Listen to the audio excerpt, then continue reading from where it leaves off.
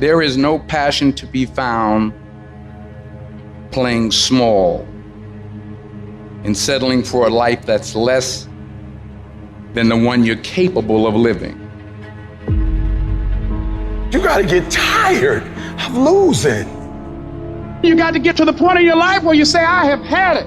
I've had it with going in a restaurant, looking on one side to see what I want to eat, and then look on the other side to see what I could afford. I'd had it living like that. I'd had it borrowing money from people.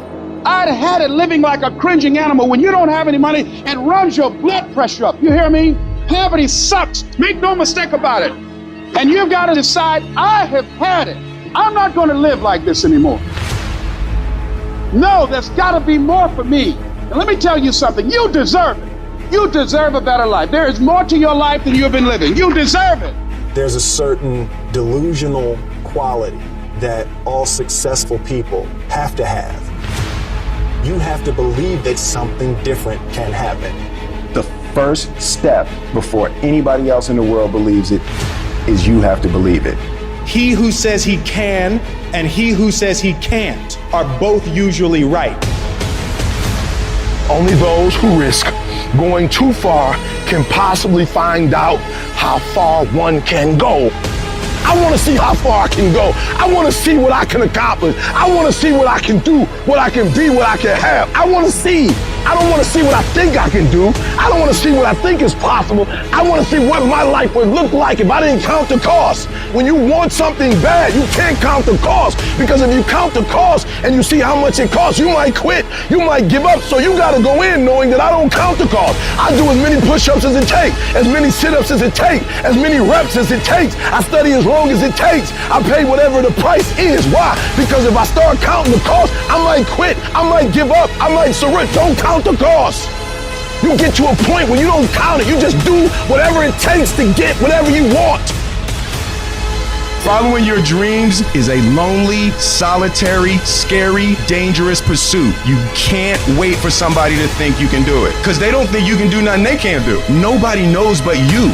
Nobody knows what you are. Even sometimes you don't really even know what you are. You got to take your shot. Have opinions and feelings about yourself, independent of the feedback. Look at your belief system every single day and stick with it. Don't rush the process. Trust the process. Don't rush the process. Trust the process. You got to be fearless. You got to be relentless. You've got to learn how to become resourceful. You've got to learn how to become creative.